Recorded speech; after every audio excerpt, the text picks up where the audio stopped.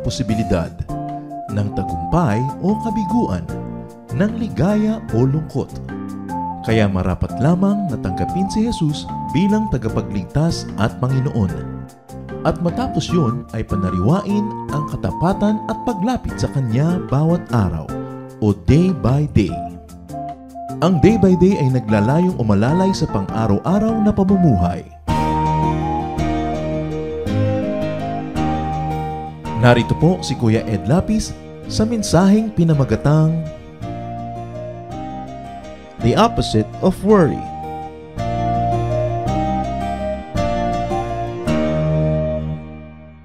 Ang mga tao po ay napakahilig mag-alala, mamroblema. People worry, people tend to worry, and people worry when they are not worried. Sila, bakit kaya ang saya-saya ko? Bakit wala akong inaalala? Siguro may darating akong maraming mga trahedya. So pag hindi sila nag-aalala, ipinag-aalala pa rin nila yon. But really, we do not like to be worried. We do not enjoy being worried.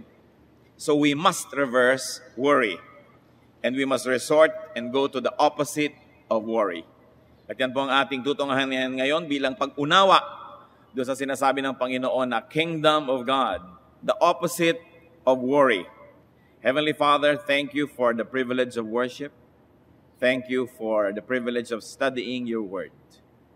Salamat, Panginoon, at kami po ay dinako nyo sa lugar na ito. Ang mga kapatid namin, ang mga nagbabakasyon, may mga pinupuntahang mga ibang mga bagay, pagpalain nyo po sila. Samahan nyo, Panginoon, at nawa maging daluyan ng pagpapala nyo patungo sa kanilang mga pamilya, mga mahal sa buhay, at mga makakasalamuha. Samantala kami naman, hinihiling namin, Panginoon, na pagpalain nyo sa pamamagitan ng iyong salita. Maunawaan naman namin ang iyong mga salita at ito ma-apply namin sa aming buhay. Kayo po ang magpaliwanag sa amin. Kayo po ang magsalita. Gamitin nyo lang inyong lingkod na kasangkapan at ang dalangin namin, Panginoon, maitaas namin ang iyong pangalan at maunawaan namin ang kalooban nyo para sa amin. In the name of Jesus, we pray, Lord, that you're going to protect us from all evil, from presence of evil men and evil spirits, and that you're going to protect us, O Lord, from lies and falsehood and deception. Liberate our spirit so we can see you, so we can hear your voice. Father, we ask in the name of your Son, Jesus.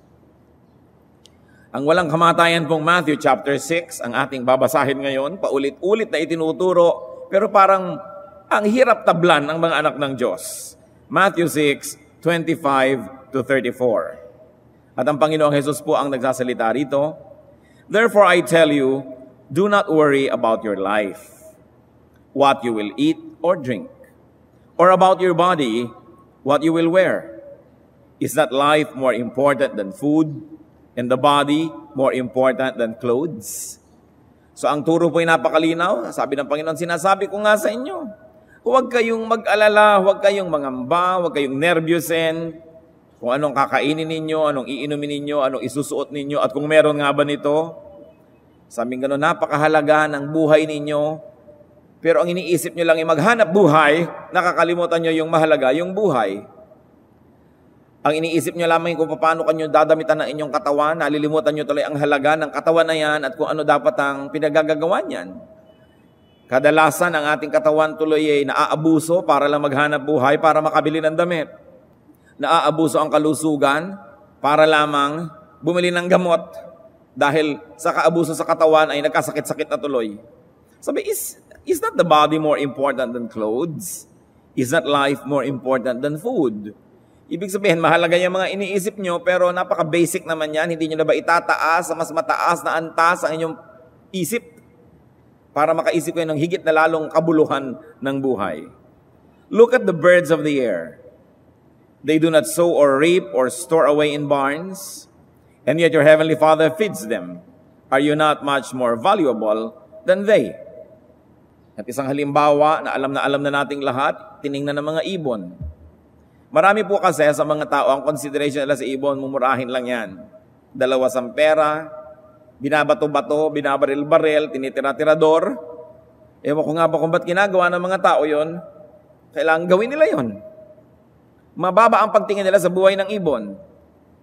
Kaya sabi ng Panginoon, ayan, mga ibon, kung hindi nyo man laging pinapahalagahan, pero kung ganun lang ang pagtingin nyo sa kanila, pero tingnan nyo, pati yan, inaasikaso ng Ama sa Langit, pinapakain. Hindi sila nagtatanim, hindi sila nagdidilig, hindi nagfe-fertilize, pero hindi sila nauubusan ng mga kinakaing prutas at mga buto at kung ano-anong kailangan nila sa buhay. Kayo pa kaya ang hindi bigyan ng Ama? Verse 27, who of you, by worrying, can add a single hour to his life? And why do you worry about clothes? See how the lilies of the field grow? They do not labor or spin. Yet I tell you, not even Solomon in all his splendor but was dressed like one of these. If that is how God clothes the grass of the field, which is here today and tomorrow is thrown into the fire, will he not much more clothe you, O you of little faith? Pati mga damo nga naman, na isang araw lang may bulaklak, at ang tinutukoy po dito ng Panginoon ng mga damo, yung mga namumulaklak, na isang araw lang yung bulaklak nila. Kinabukasan na yan, ay pinuputol na ng mga tao, inilalagay nila sa mga oven na panggawa ng mga bricks. So sinusunog lang to, pero sabi niya, kahit sandaling-sandali lang ang pananatili ng mga bulaklak na yan, pinapaganda pa ng Diyos, nilalagyan ng mga kulay, mga hugis. At kung yung ba namang sasandali, tapos susunugin lang ay pinapaganda pa, kayo pa kaya ang hindi pagandahin ng Diyos? Na nilikha kayo sa kanyang wangis. Kayo pa kaya ang hindi niya asikasuhin? Sabi ko nun, pambihira naman kayo, napakaliit ng pananalig nyo. Nakita nyo yung mga tinatapak-tapakan nyo lang damo, pinapaganda pa ng Diyos? Yung binabato-bato nyong ibon, pinapakain, kayo pa kaya? Verse 31. So do not worry, saying, what shall we eat, or what shall we drink, or what shall we wear? For the pagans run after all these things, and your heavenly Father knows that you need them. Sabi niya, hindi bagay sa inyong mag-alala. Ngayon, anin ko na yung mga pagano, mga walang pananalig, mga hindi nakakakilala sa Diyos, pwede sila mag-alala kasi hindi nila alam kung saan sila sasandal, kung sino ang sasandalan nila, pero kayo ba naman gagayahin nyo pa sila? Alam na alam ng Ama sa Langit ang lahat ng inyong mga pangangailangan. At dahil mahilig din lang kayong mag-alala, ba't hindi ito ang inyong isipin? Verse 33, seek first His kingdom and His righteousness, and all these things will be given to you as well. Therefore, do not worry about tomorrow, for tomorrow will worry about itself. Each day has enough trouble of its own. At makikita niyo po mga kapatid na ito isa sa mga very distinct teachings ni Lord. Yung here and now. Sa inyo, don't worry about tomorrow. Tomorrow will worry about itself. Pagdating ng bukas, nandun pa rin ang Diyos. Yung ngayon ang isipin mo. Hindi naman ibig sabihin, huwag ka na magplano para bukas, huwag ka na mag-save ni konti, pero huwag kang mag-alala. Walang mangyayari sa pag-aalala mo dahil hindi pa naman nakakarating yung bukas, wala ka pang magagawa tungkol doon. So ba't hindi mo nalang harapin yung ngayon? Each day has enough trouble of its own. At kung hihimay-himayin po natin ang turo na ito, let's take a look at the cause of worry. Ano ba yung pinagmumula ng pag-aalala? Needs. Ang ating mga pangangailangan. And the Lord specified need for food, for drink, for clothes. Mga basic things para mabuhay. In other words, in today's cash economy, money ang ibig sabihin yan. Pag-aalala sa pera, pera, pera. And everything else associated with getting, having, keeping, and multiplying money. So mag-aalala ka magkapera, pag may pera ka na, nag-aalala ka na huwag manakaw yon. At pag hindi na nanakaw, nag-aalala kang tumubo yun ng marami, dapat kumita yun. Puro pag-aalala. Sabi ng Lord, props lang yan sa buhay, pero hindi kayo nabubuhay para dyan. Dapat lumampas kayo na yan ang iniisip para makarating ang isip nyo sa higit lalong matatayog ng mga bagay na siyang lalong dapat pagtuunan ng kahulugan ng buhay. But people worry about business and employment and savings and investment and security. Now, what is the fruit of worry, which is the heart of the teaching? Ano ngayon ang nagiging bunga ng pag-aalalang sobra at pamamroblema? The fruit of worry includes forgetting, neglecting, and leaving the kingdom of God and righteousness. Ano ba yung kingdom of God? The Lord never specifically taught what the kingdom of God really is all about. Lagi niyang sinasabi, repent, the kingdom is at hand, the kingdom is here. Have the kingdom of God. At pati din naman sa ating prayer, mapasa amin ang kaharian mo, thy kingdom come. The Lord did not specifically teach us about what that kingdom is all about, but He taught us how to go to that kingdom or how to make that kingdom go down into our hearts, into our lives. And apparently, the major qualities of that kingdom is that it brings joy, serenity, peace, tranquility. Na ang kaharian ng Diyos ay pinaghaharian ng kapayapaan, kagalakan, kabanalan. At sabi niya, kung lagi kayong nag-iisip tungkol sa pagkain, sa damit, sa gagastusin nyo, hindi nyo tuloy na pag-iisipan ng kabanalan. O kaya, sa paghahangad nyo sa mga bagay na yan, tinatalikuran nyo ang kabanalan, tinatalikuran nyo ang kaharian ng Diyos dahil ang inaatupag ninyo, hanapin ang mga bagay na yan. At totoo, di po ba? Oras na nag-alala ka na, aalis ka na sa kingdom of God, lalabas ka na sa bakuran ng kapayapaan, pagtitiwala, aalis ka na sa bakuran ng kagalakan, at magpupunta ka na doon sa kabilang bakuran ng pamamroblema, pangungunsume, init ng ulo, away-away. Kaya nga, you live the kingdom of God. Sabi ni Lord, why don't you think of the kingdom of God instead? When people focus on their needs and worry about their needs, they tend to live the kingdom of God and enter the kingdom of darkness. They tend to drop righteousness and resort to unrighteous, even sinful ways. Kaya sa paghahanap ng pera, ibinebenta ang kaluluwa. Sa paghahanap ng kayamanan, kinokompromise ang patotoo at ang katuwiran. Sa hilig sa mga bagay na ginugusto ng katawan, ang nasasakripisyo, ang espiritu at ang relasyon sa Diyos. Kaya sinasabi ni Lord, hindi nyo ba nakikita na pandaraya ang mga bagay na yan?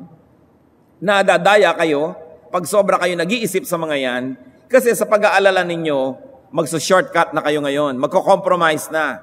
You will make a pact with the devil and you will sell your soul to the devil just to get money. You live the kingdom of God. So yan ang una nyong isipin. Now, how can we reverse that? What is the opposite of worry? Ano nga ba ang kabaligtaran ng pag-aalala? Trust. Trust in God. Yan ang kabaligtaran.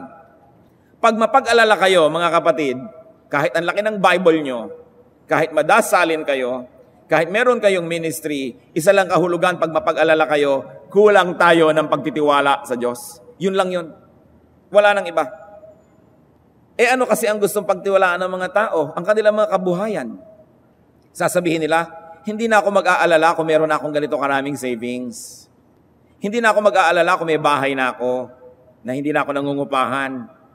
Hindi na ako mag-aalala kung meron akong nabiling ataol at saka libingan.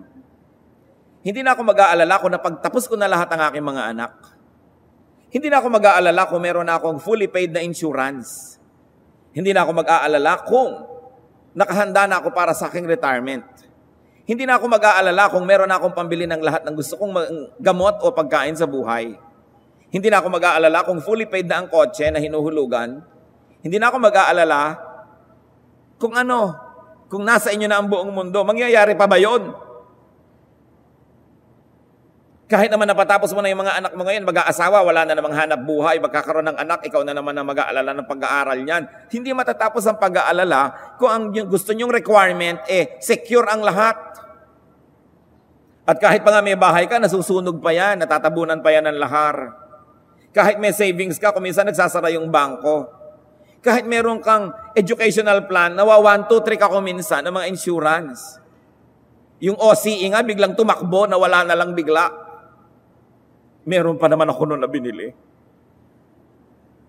Meron namang hindi tumatakbo, pero hayan, walang maibigay sa'yo pag mag-enroll ka. Paano mo nalaman na secure ka pag may insurance ka? Nakakatulong. And I believe in insurance. Kaya lang, pag doon ka lang umasa, mabibigo ka rin siguro, hindi ka sure. Kahit ang dami-dami mong savings, pagka nakita ng mga kapitbahay mong may savings ka, kikidnapin ka bigla at kukuhanin yung pera mong ransom. Kaya mas secure nga yung walang savings, sino mag-i-interest sa'yo? Nakidnapin ka. Sabi ni Lord, security is not in the abundance of money. In fact, yung mas maraming pera, mas mapanganib ang buhay nila. Nakita niyo yung mga walang pera, kahit mahiga sa lansangan, walang pangamba sa kanyang security. Ang lakas maghili kahit nakasanda lang sa isang buwig na saging o sa isang sakong kamote. Mga tindera, ginigising mo na, ayaw pag magising. Pero yung maraming bag, pera sa bag, talagang alalang-alala. Ang bag, yakap-yakap, hindi maiwan. Ngayon, masarap na rin siguro mapuno ng pera ang bag natin, ano? Pero, hindi ko meron kanyan, ibig sabihin, secure ka. Anong itinutulong ni Lord? Luke 12:15. Then He said to them, watch out. Be on your guard against all kinds of greed. A man's life does not consist in the abundance of his possessions. Nagkakaroon ng financial reversal ang mga tao. Hindi ko ang yaman-yaman mo, it means that you will always be rich. At hindi ko naman ikay maralita ngayon, ibig sabihin na hindi ka na-asento sa buhay. Mahiwaga talaga ang buhay ng tao. Why should people trust in God? Sabi niya, trust your Heavenly Father. Why? People can and people should trust in God because one, God is our Heavenly Father. Sa niya, your Heavenly Father. Yan ang tawag ng Panginoon at tinasabi niyang itawag natin sa Diyos. Unang-una, yung sentence lang na yan, God is our Heavenly Father. Dapat secure ka na kasi unang-una, God siya. Hindi lang siya man, hindi lang siya angel, siya God. And God is our, atin. Hindi Heavenly Father ng iba, atin. And He is a Heavenly Father, not just an earthly Father. Napakarami po mga bayaning ama, pero may mga ama din na inaabandona ang anak, inaabandona ang asawa, inaabandona ang kanyang mga ang kanyang mga duties. Pero this is a Heavenly Father. Banal, tapat, hindi magkukulang, makapangyarihan, and above all, He is our Father. Siyempre, sa Israel, laging ginagamit yung word the Father. Sa ibang culture naman, yung symbol of tenderness, a mother, edi yung equivalent nun, God is our parent. The finest qualities of a father and a mother are both in God. So how can you not be secure?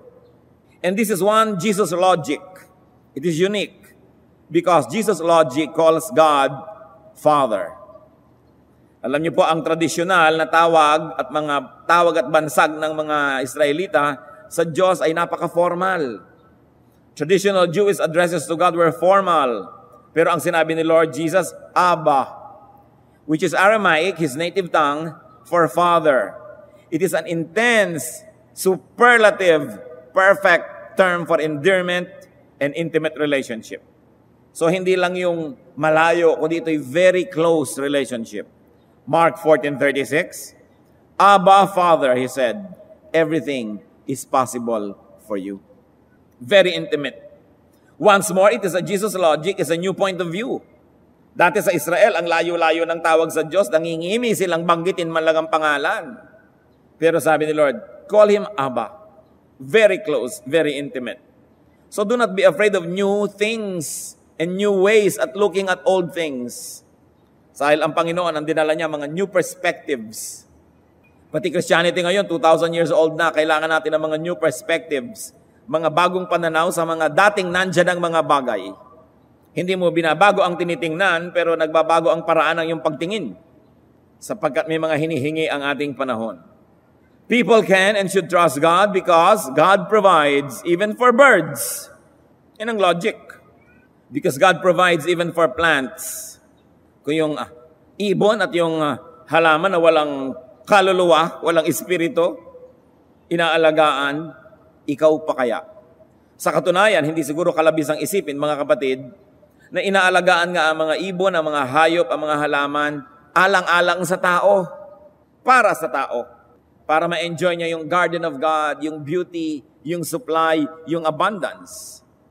Nakita niyo pati mga kabayo natutunang sakyan ng tao. Ang mga kalabaw, pinag-aararo. Ang mga aso, pinagbabantay. Nakita niyo kung paano ang lahat ng creation, iginibigay ng Panginoon sa tao para pakinabangan. Mga unggoy, pinanghihinguto. Maraming serbisyo ang mga hayop. No? Ang dami-dami nilang serbisyo. Nakita niyo pati yung mga aso dyan sa North Pole na paghihila nila ng mga gamit. Ang mga elepante na pagbubuhat ng troso. At kung gusto ng taong maligayahan, pinatutungtong pa sa bola, pati elepante.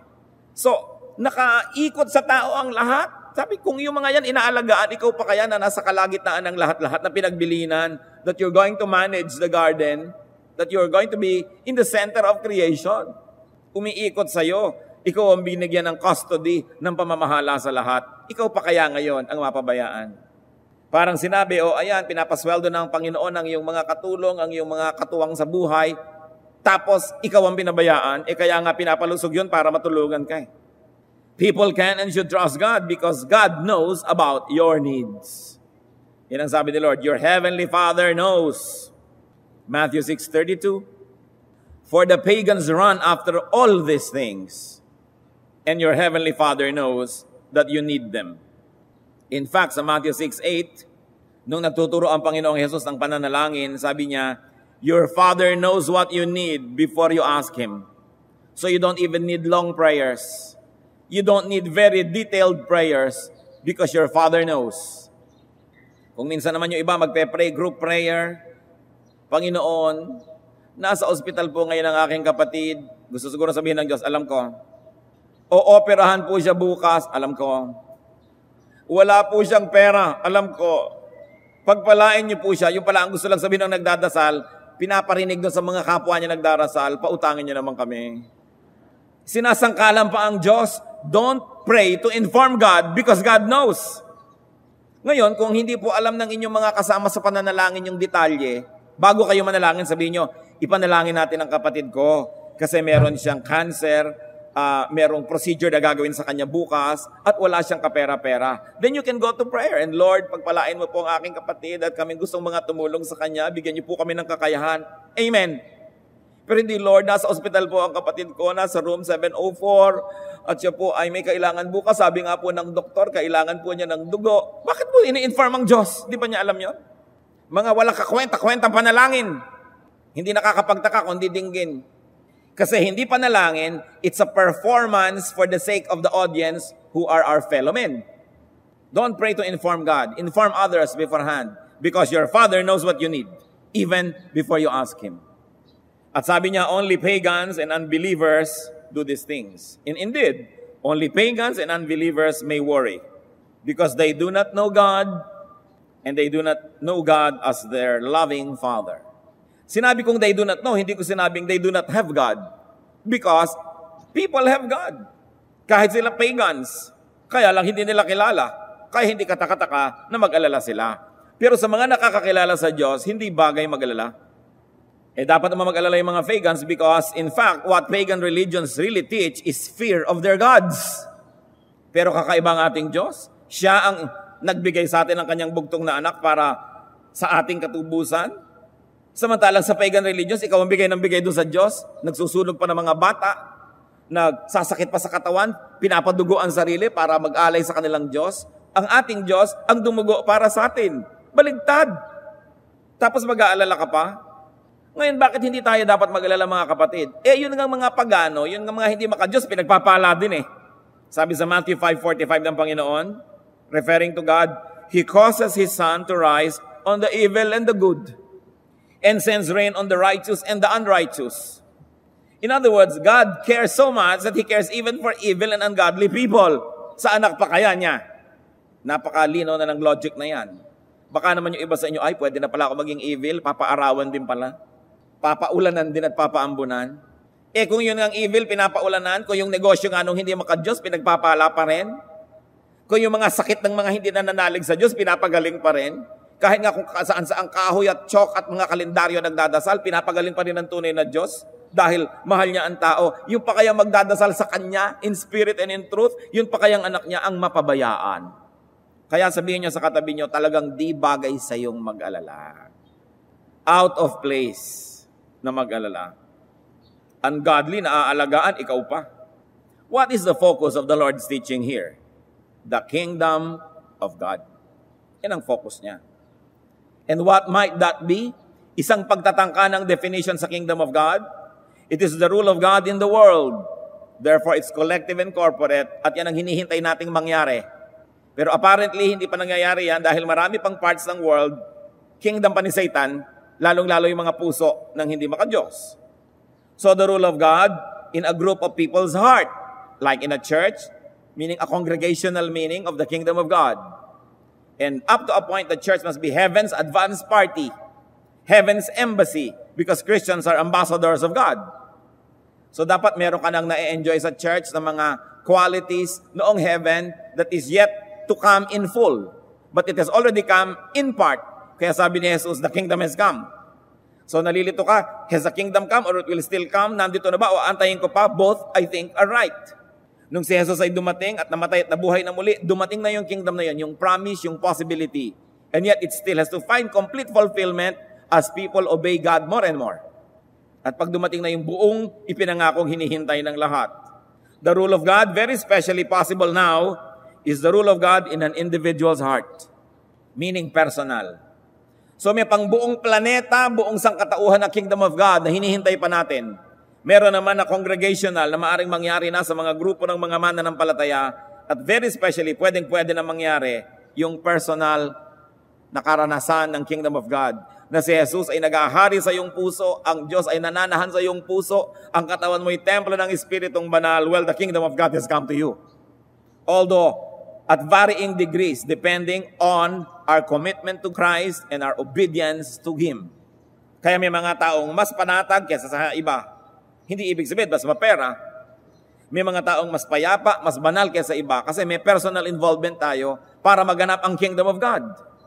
Ngayon, kung ang inaantay yung kingdom of God ay yung mga bababang kasama ng mga ulap, may mga trompetang anghel, matagal lang inaantay ng mga tao yon. Kung yan lang lagi ang aantayin ninyo, and you will put everything on hold for that, you will not enjoy the kingdom of God that is already available na sinasabi ni Lord, it has come. And that is a personal experience of the kingdom of God in your own heart. And this kingdom is characterized by blessings, by peace, and holiness. Remember, whenever you worry, you get out of that kingdom. Kaya sabi ni Lord, huwag. But the message here is not just, do not worry. Kasi kung responsable ka namang tao, dapat ka naman talaga mag-isip, magplano, mag-ipon ng kaunti, magtanim para meron kang anihin bukas dahil kailangan naman yun. So, hindi sinasabing huwag kang mag-isip, huwag kang magplano, huwag kang maghanda. Hindi yon. Ang sinasabi, huwag kang mag-alala. Huwag kang mamroblema. Halimbawa, nagtanim ka na, huwag mong problemahin kung paano tutubo yun. Problema yan ng Diyos. Ang problema mo, itanim yun sa magandang lupa, diligan, lagyan ng bakod, i-protect. Pero yung pagpapatubo mismo, kahit anong gawin mo, hindi mo mapapatubo yan. Mabibigyan mo lang yan ng magandang lupa, magandang kapaligiran, sunlight, aalisin mo yung mga insekto, pero hindi mo yun mapapatubo. Yung saganang sa Diyos, ibigay mo sa Kanya, hayaan mo siyang gumawa nun. Don't worry. So just keep doing what is good, just keep planting good seeds, and let God do His work. Meanwhile, you think about His kingdom. Pag sinabi ni Lord na do not worry, ang isang kahulugan, do not worry about food, drink, clothes, money, etc. to the point of sacrificing the kingdom of God. Mag-isip ka rin, pero huwag hanggang malimutan mo na ang kaharian ng Diyos. Do not worry to the point of sacrificing righteousness. Sige, magplano ka, mag-impo ka, maghanap buhay ka, pero hindi hanggang dun sa gumawa ka na ng masama, gumawa ka na ng mali, tinalikuran mo na ang kaharian ng Diyos dahil lang sa pag-aalala mo. Do not let your needs deceive you with worrying to the point of addressing your worry with ungodly and sinful ways. Because you know that people can do evil, can commit sin, and live the kingdom of God. People who are in the ministry even live their ministry just to have more money. Yan ang sinasabi na, dahil sa pag-aalala mo, nagkakasala ka tuloy. Dahil sa takot mo at kuminsan dahil sa yung greed, because you want more and more and more. Meron ka naman, pinapakain ka ng Diyos, nabubuhay ka. In fact, nabuhay ka na nga ng kaya tagal-tagal na naglilingkod sa Diyos at hindi ka naman namatay. Pero meron pang umiiwan, tumatalikod sa kanilang mga ministry dahil lang gusto pa nila ng more and more and more money. Ito yung sinasabi. You live the kingdom of God because you are worrying too much. It is important. Pero magtataka tayo, bakit naman po merong mga righteous? Meron pa nga, naglilingkod sa Diyos, pumapasok pa sa ministry, bakit kapos pa rin, tapos sasabihan ng Diyos, huwag mag-alala? Well, there are several questions and several attempts at answering that. The question is, why can those who decide to pursue the kingdom of God still be wanting? At kung minsan naman nakakakita talaga tayo ng ganyang halimbawa, naglilingkod, sumusunod sa Diyos, ba't kapos sa kapos? Nag-ministry pa daw, nag-mission, bakit hikahos na hikahos? Well, choose the correct answer. 1, Jesus is wrong. Hindi totoo ang sabi niya. Hindi to totoo that God will provide. Hindi totoo that our Heavenly Father knows our needs. Hindi totoo yon. One choice, Jesus is wrong. Remember, hinahanapan natin ng sagot yung mga bakit nagpapaka-Diyos, naglilingkod pa sa Diyos, naghihirap pa rin. So 1, Jesus is wrong. Sinong gustong sumagot niyan? Wala. Kasi alam natin, Jesus cannot be wrong. 2, that these people who we say have followed God in ministry or in service, that they have not really decided for the kingdom. They are not really focused on the kingdom. Dalawa pa rin ang loob, hati ang loob. Hindi talaga buo ang loob na maglingkod lang, hindi buo ang loob na sundan ng Panginoon, whatever the cost. In other words, hati. Kaya sabi sa Luke 9:62, Jesus replied, "No one who puts his hand to the plow and looks back is fit for the service in the kingdom of God." Pag hinawakan mo na yung araro at umaandar na yan, huwag ka nang lilingon dahil baka kung saan makarating yung iyong pag-aararo. Sabi yung lilingon-lingon pa sa pinanggalingan, pinangihinayangan ng iniwan at tinalikuran, hindi ka bagay maglingkod sa Diyos. So baka may mga lingkod, naglilingkod na nga, kitang-kita natin what we see from the outside, napaka-godly at talaga nagsasacrifice. Pero ba't kapos sa kapos? Hindi natin alam kung ano nangyayari sa kalooban, baka naman look back ang inaatupag. Panay ang panghihinayang sa iniwan at tinalikuran. Naku, nag-ministry pa ako, bakit na lang kaya ako hindi nag-artista? Nag-ministry pa ako, ba't hindi na lang kaya ako nagnegosyo? Ang dami-dami kong pinalampas na opportunity sa secular world para maglingkod dito. Mukmuk ng mukmuk. Kaya siguro hindi mapagpala kasi hindi buo ang loob. Alam niyo po, ang Diyos ayaw niya nung palingon-lingon pa sa pinanggalingan kung nag-decide ka ng susunod. Nakita niyo ang asawa ni Lot? Pasasabugin ng Sodom? Iniligtas sila ng Diyos. Sige, takbo kayo, takbo. Saasabog na ang syudad na ito. At nagtakbuhan sila sa malayo. Pero nung sumabog, anong ginawa ng asawa ni Lot? Tumigil sa pagtakbo at lumingon. Nang hinayang siya sa iniwan niyang syudad. Siguro sa kanyang mga kaibigan, sa kanyang bahay, na marami sigurong mga gamit, may pressure cooker.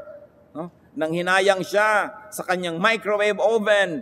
Nang hinayang siya sa kanyang iiwan. At anong sabi ng Biblia nangyari sa babaeng ito? She became a pillar of salt. Naging isang haligi ng asin dahil lumingon. Tumakbo na, umalis na sa Sodom, nando na sa bandang lugar na safe na, lumilingon pa. Gaano karami sa naglilingkod sa Diyos ang lingon pa ng lingon? Nagpaka-Kristiyano ka na, tinanggap mo na si Jesus sa Panginoon at tagapagligtas, tapos nanghihinayang ka pa sa dati mong daigdig. At nanghihinayang pa tayo sa maraming mga bagay na sabi natin, naku, kung hindi lang sana ako naging Kristiyano, magagawa ko ito. Kung hindi ako naglilingkod sa Diyos, mas marami na ang kinita ko. So don't expect to be blessed. Kaya kung nagpaka-Kristiyano na rin lang, wala nang lingunan, dibdibin. Hindi katulad ng mga iba na magme-minister tapos kwenta sa mga nalugi sa kanila dahil sa kingdom of God, ang hindi tuusin yung kanilang naging mga ganansya dahil sila ay anak ng Diyos. At ang pagtrato nila sa kanilang ministry, sa kanilang righteousness, sacrifice instead of privilege. Hindi nagpapasalamat sa kanilang bagong status, namimiss pa yung pinanggalingan nilang pusali o putik. At may mga naglilingkod sa Diyos pagkatapos susumbatan ang Diyos o ang church. Naglingkod ako, 5 years ako naglingkod, 10 years ako naglingkod, hindi naman ako yumaman. Pero hindi naman niya makitang buhay pa siya, buhay pa ang kanyang pamilya, hindi naman siya ginutom. Ayan nga siya, isang malaking patotoo sa kabutihan ng Diyos. Pero ikukumpara ang sarili, yung mga classmate ko nung araw, mas mayaman na kaysa sa akin. Yung mga classmate ko nung college, mas sikat na sila ngayon kaysa sa akin, walang nangyari sa buhay ko. You hear this from mouths of people who say they serve God. Do you think they will receive God's blessings? So they will always be wanting, laging kulang at kulang at kulang. Kasi maglilingkod sa Diyos, pero may mga requirement, dapat may bahay ako maganda, dapat may magbigay sa akin ng kotse, dapat meron akong van, dapat meron akong computer, dapat meron akong ganito, dapat meron akong ganyan. Ngayon, kung bibigyan ka ng Diyos, binigyan ka, pasalamat ka, pero dapat mo bang hingin na requirement yon? Mahirap ba sa Diyos na bigyan ka kung talagang gusto niyang bigyan ka? Imposible ba yon? But for you to lobby, to politicize for it, to angle for it, will be to compromise the kingdom of God in your heart. So don't look back. That is another Jesus logic. Don't look back. Dapat total focus and total concentration. Isang loob, hindi dalawa. Buong loob, hindi sira. So dalawa na yung pinagpipilian natin. Jesus is wrong, or those who say they have decided for God are not really focused. Another choice, sa mga nagrereklamo at mukhang naghihirapan ay sumusunod naman sa Diyos, they have God's provision, but they do not see it. They have God's provision, but they are fixated on other things. They are never satisfied, and therefore they worry. Ang hinahanap nila yung wala sa kanila at hindi nila pansinin yung nasa kanila na. May ministry na, ang gusto pa iba. So iiwan nilang yung ministry nila, tas wala ngayon makapalit. Hindi nila tinitingnan kung anong nandun. Matthew 6:34, therefore do not worry about tomorrow, for tomorrow will worry about itself. Each day has enough trouble of its own. And many people, because they worry about tomorrow, baka naman bukas hindi pa ako sikat, baka bukas wala pa akong ganito. So what do? They neglect the kingdom of God in their hearts. And all the more that they lose blessings. Sabi nga ng iba, many fears are born of fatigue and imaginings. Kung kayo po masyadong nag-aalala, nervyoso, nervyosa, worrier, baka kailangan nyo lang ng pahinga. Pagod siguro inyong isip. Pagod ang inyong katawan. Pero kadalasan po ng mga warriors, mga kapatid, hindi pagod ang katawan. Pagod ang isip. Hindi na makayang dalhin ang katawan yung isip. Kaya nagkakalito-lito. Yung mga warrior, lagi yan nakahiga, pero hindi makatulog. Marami siguro mga warrior sa atin, mag-exercise lang kayo, maglakad kayo, tumakbo kayo, umigib kayo ng tubig, umakyat kayo ng puno ng nyog, maggudgod kayo ng nyog, gumawa kayong bukayo, tumahi kayo ng damit, maglinis kayo ng banyo, do something, mawawalan kayo ng panahon mag-worry. Because warriors usually have a lot of extra time. Kaya sila worry ng worry. Kung hindi kayo makatulog, nakahiga kayo, bumangon kayo, magwalis kayo sa buong barangay 58, bago nyo matapos yung pagod na kayo, makakatulog na kayo nun. Yung mga mahilig mag-alala, laging namimintana, laging nangunguyakoy, laging may panahon mag-isip. Be physically active. Napakalaking blessing po ang mapagod. Sapagkat ang pagod na tao ay natutulog at ang natutulog na tao ay di na nag-aalala pa. Kung kayo po warrior, hinahamon ko kayo, kadalasan you have very little physical movement or exercise. Magpawis lang kayo, nawawala yung mga toxins ng katawan nyo, nawawala yung inyong hilig magdramang bukid. Pero yung lagi na lamang binabalot ng pranela ang katawan, laging giniginaw, nakaupo at nguyang-nguya ko, yan ang nag-aalala lagi. Tanggalin nyo yung mga balabalabal na yan, mag-exercise kayo, at nang sumigla-siglang katawan ninyo, at nang hindi kayo madaya ng demonyo. Kaya kailangan active ang tao. Sabi, 6 days you shall labor, and on the 7th you will rest. Because even work is therapeutic. So rest if you are very tired, and make yourself tired if you're too rested. And then be grounded on the facts. What are the facts? That God has a part. What is God's part? God is our Father. God is our provider. Don't forget it. And God provides for the birds, for the grass, even for the ungodly. So bakit ka mapapabayaan ng Diyos? Kung nandun ka lang talaga sa landas na dapat mong lagyan, nandun ka sa ilog kung saan dumadaloy ang kanyang pagpapala, bakit ka mauuhaw? Siguro nauuhaw ka dahil ang layo-layo mo dun sa ilog. At gusto mo yung ilog, umiba ng landas at puntahan ka. You must be like a tree planted by streams of water. Your leaves will not wither, and you will bear fruits in season. So in a matter of correct placement, where are you placed? Kung kayo laging kapos na kapos, gutom na gutom, kulang na kulang, baka wrong ang placement nyo. Dahil hindi naman pwedeng kulangin ng Diyos at kahit bigyan kayo ng Diyos, hindi pa rin niya ipaghihirap. So ba't kayo pagkakaitan? Kung yan ng mga ungodly, binibigyan. So there must be something about the way we live, the way we think, even though we may be in the ministry, even though we may be religious, even though we say we are godly. We've got to think. Kaya sabi sa Romans, be renewed by the changing of your mind, by the way you think, by the way you look at things. And if God's part is to provide, our part is to focus on life, on living. Magkaroon ng buhay, hindi lang ng hanap buhay. Brothers and sisters, listen well. Work to live. Do not live to work. Maghanap buhay ka lang para may kainin ka, may surplus energy to do higher things, to be creative, to be artistic, to be productive. Pero hindi ka lang nabubuhay para maghanap buhay. Kaya sabi, huwag mo lang isipin yung mga basic things na yan, pagkain, damit, shelter. Dapat nakakalikha ka ng mga bagay, nakakabuo ka ng mga building, nakakagawa ka ng mga tula, nakakagawa ka ng mga painting, meron ka mga philosophies na lumalabas sa iyong utak, nakakagawa ka ng mga libro, nakakatulong ka sa kapwa, naaangat mo ang iyong mga kapatid na nadadapa. Hindi lang mag-aalala ka lagi ng pambayad ng kuryente, tubig at kung ano-ano mga rent. Dilikha ka ba ng Diyos para yan lang ang atupagin sa buhay? We were created in God's image. We must reach the highest potential of our humanity. But you will never be able to get even near that if you will always be fixated on the basics. You've got to graduate from that. At alam natin, the Lord will provide. The Lord is God. The Lord is our Father. The Lord is in heaven. So if it's not happening, it's not that something is wrong with God. It's probable that something's wrong with the way we live. Something's wrong with the way we think. That's why we have to change the way we think. Sino sa inyo ang nanonood ng mga National Geographic o yung mga ganyang mga palabas sa Discovery Channel? Patingnan ang kamay ninyo. Iiwagay-way nyo nang makita nating lahat. Ayan, marami. Nakikita nyo ang pinakamatayog na hangarin ng mga sawa? Lunukin ka. Ang pinakamatayog na hangarin ng leon, kainin ka.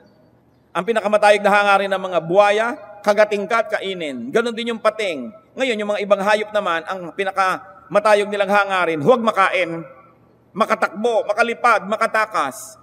Yung buong buhay, iniisip mo lang makakain ka at huwag kang makain ng iba, panghayop lang yon. Hindi yun pang tao. So hindi buong buhay, iisipin mo lang kung ano kakainin mo, huwag kang makain ng iba, huwag kang maisahan. Dapat nakakalampas tayo doon to a creative, beautiful, productive humanity. And it happens when we remember who God is, and when we trust in Him, and when we live according to His teachings. Nalulungkot po ako pagka nakakakita ko ng mga tao na ang tanda-tanda, namatay, tapos alam mo na sa kanyang buong buhay, hindi man lang nakalasap ng ginhawa. Hindi man lang nakalasap na tumingin sa mga magagandang tanawin, o maglakbay, o magbasa ng magandang libro, o manood ng isang magandang palabas, o makapagsuot kaya ng napakagandang damit, kumain ng napakasarap na pagkain. Parang nadaya ang taong ito pag hindi nangyari yun sa kanyang buhay. Ipinanganak sa hirap, lumaki sa hirap, namatay sa hirap. Yan kaya ang kalooban ng Diyos sa atin? I don't think so. Kaya tayo pong may ginhawa, tayong may kaunting kayamanan, may kaunting kapangyarihan at lakas, dapat ginagamit din natin sa pagtulong sa iba para makaahon sila. Kung meron kang kayang pag-aralin mo. Kung meron kang kayang pahiramin ng puhunan o bigyan ng puhunan, bigyan mo para magka-chance. Because that's what many people just need, a chance, an opportunity. And this is what God gives. Pero ang daming tao, yung mentality nila, hindi nakabagay doon.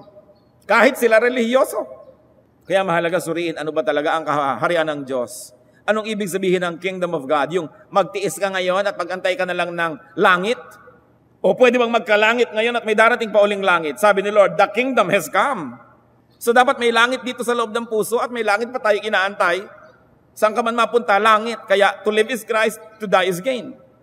Ang daming dapat pag-iisip na gawin ng mga Kristiyano, hindi lang maghahaleluya at magtatalon. Dapat nating unawain kung ano talaga itinuturo ng Biblia, ano itinuturo ni Jesus. So mabuhay tayo, huwag lang maghanap buhay. Gawin nating goal, lampasan yon. Huwag magmistulang leon o ahas o hayo, puro pagkain lang ang iniisip. And instead of, and more than focusing on material things, focus on the kingdom of God. Focus on righteousness, on holiness. Sabi, unahin ninyo ang kaharian ng Diyos. At lahat naman ang iniisip nyo yan, idadagdag din sa inyo. Pero huwag ang yan ang unahin nyo. Do you worry about being godly or about being fed and dressed? Do you let your needs overtake your righteousness and blur your visions and compromise your witness? Child of God, your business is to be godly. It is God's business to provide for you. Enjoy the opposite of worry. And what is that? Trust in God. Worry is wasteful. Trust is fruitful. And when all of these are already in place, what else do we need to learn? Learn progressive contentment. Nilagyan ko po ng word na progressive, hindi lang basta contentment, kasi alangan naman gutom na gutom ka, contented ka na. Learn progressive contentment, meaning strive for improvement, but you have to enjoy and be contented with the present, with what is here now, with the supply now, and still strive so that you might have more. But whatever you have now, learn to enjoy it and don't complain. But keep doing more, keep doing good. but learn to enjoy what is here. Yan ang tatawag natin progressive contentment. Hindi lang basta contentment, kundi may progress yan. Later on, may iba ka ng magiging contentment kasi may iba ka ng mga nagiging possibilities. Pero huwag na huwag isa-sacrifice ang kingdom of God at righteousness para lang sa pera. 1 Timothy 6:6-10. But godliness with contentment is great gain. For we brought nothing into the world, and we can take nothing out of it. But if we have food and clothing, we will be content with that. People who want to get rich fall into temptation and a trap and into many foolish and harmful desires that plunge men into ruin and destruction. Read aloud, church, verse 10. For the love of money is the root of all kinds of evil. Some people eager for money have wandered from the faith and pierced themselves with many griefs. Beautiful parting words from 1 Timothy 6:6-10. Kung makadiyos ka, turuan mo ang sarili mo na maging kontento. Hindi kontentong walang ambisyon. Hindi kontentong walang itinanim, walang iniimpok, kundi ginagawa mo ang lahat. At kung sa paggawa mo ng lahat, ito yung meron ka, learn to be happy with it and keep doing good. Because when God blesses you more, then you will have more. But do not always look forward to having more to the point of neglecting to see and appreciate what you have now. It is important to see the here and now. Sabi, marami sa pagnanasang yumaman, ipinagpalit ang kaluluwa, ipinagbili ang kaluluwa. At pinayagan nila na sakmalin ng maraming mga pagdurusa at sakit ng kanilang mga buhay dahil sa kagustuhan nilang magkamal ng mas marami pang pera. Hindi money is the root of all evil. No. The love for money. Because money can be a good instrument in the hands of the godly people. Money can do wonders to expand the kingdom of God. Money can help many people. It's not money that's evil. It's the love for money. Pag pinaglilingkuran mo na yung pera, kasi yung pera ang ginagamit mong maglingkod sa'yo, yun ang napapasama ka na. Kumusta po tayo? Tayo ba yung mga mapag-alala? Gusto kong alalahanin ninyo, kung ilang taon na kayo ngayon, balikan nyo hanggang sa kayang mabalikan ng inyong alaala. Di ba, hindi naman kayo namatay sa gutom, kaya eto pa nga kayo. Yung iba nga kailangan pang gumasta para mag-diet eh. Kailangan pang magbayad ng mga gym at espesyalista at mga operasyon para tanggalin ng mga sobrang pagpapala sa kanilang katawan. So tingnan ninyo, napakabuti ng Diyos. Naranasan nyo na ba na isang maghapon na wala kayong nainom na tubig? Naranasan nyo na ba na 3 araw na wala kayong kinain sa hinaba-haba ng buhay nyo? Hindi pa. So kung napagtiwalaan natin ang Diyos sa kanyang ginawa na noon pa, hindi ba sapat yung para pagtiwalaan natin sa gagawin pa niya? At sa kanyang mga pangako, na hindi niya ipaghihirap na bigyan tayo, na siya'y ating Ama sa langit, pinagpapala nga niya pati ungodly, magtiwala tayo sa kanya. Huwag ninyong ilagay ang kaligayahan nyo sa exchange rate ng peso at dollar. Huwag ninyong ilagay ang kaligayahan nyo sa balanse ng inyong bank book. Huwag niyong ilagay ang kaligayahan ninyo doon sa kung ano-ano mga bagay.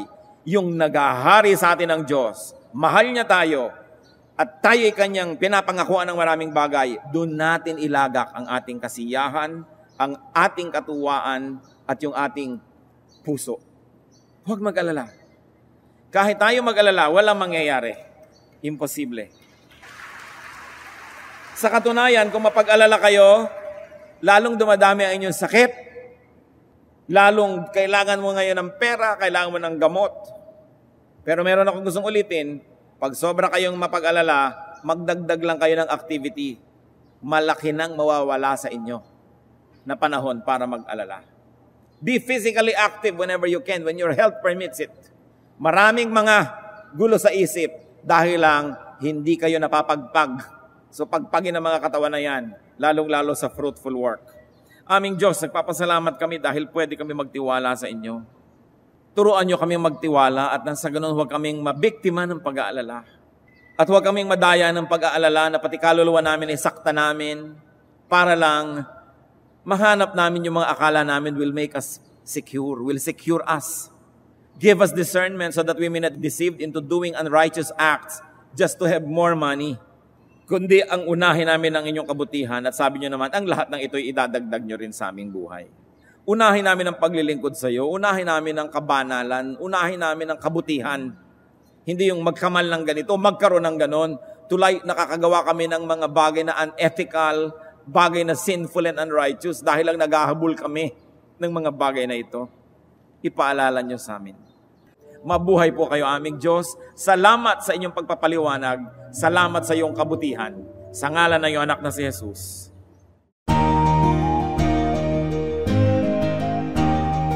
Ang katatapos pong mensahe ni Kuya Ed Lapiz ay pinamagatang The Opposite of Worry.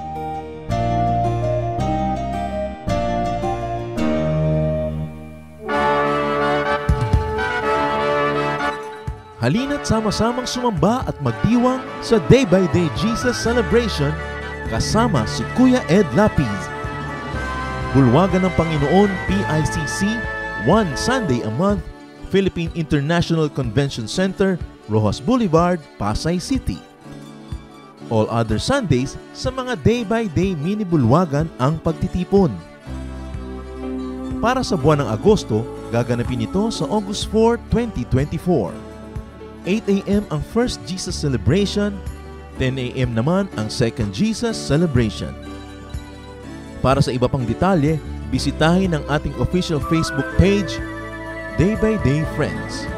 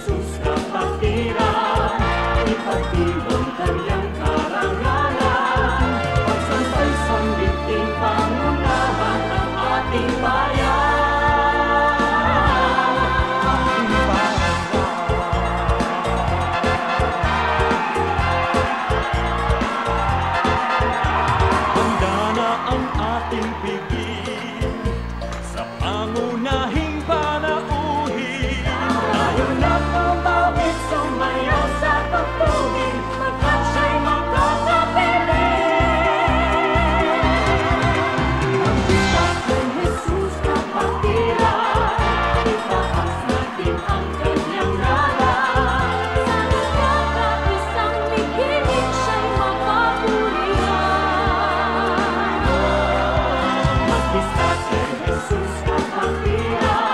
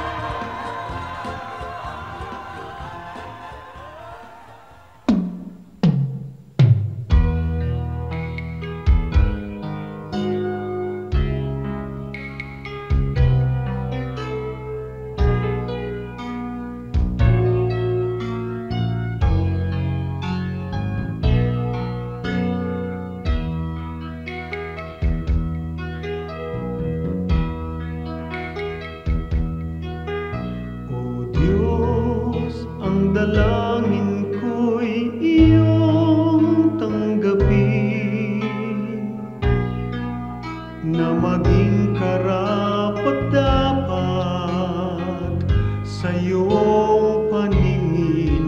Kung may pag-aalinlangan ang aking paniwalaan ay ikaw. O Diyos, ang kailangan ko'y iba yung lakas upang di ko natahakin ligaw na landas sa pagpaparot parito. Sa ulat bagyo'y hindi magbabago. Katapatan ko,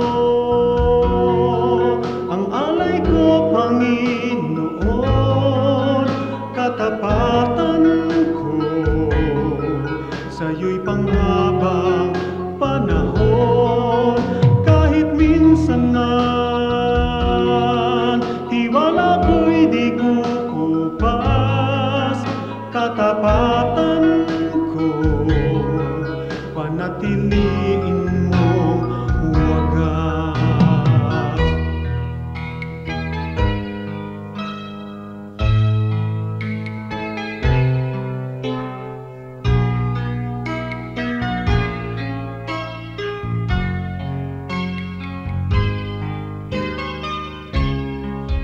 Sa pagpaparot parito, sa ulat bagyo'y hindi magbabago. Katapatan ko, ang alay ko, Panginoon. Katapatan ko, sa'yo'y panghabang panahon.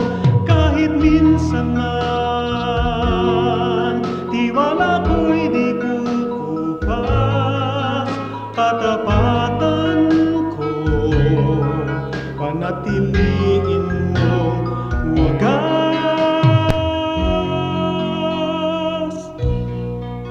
Panatiliin mong wagas.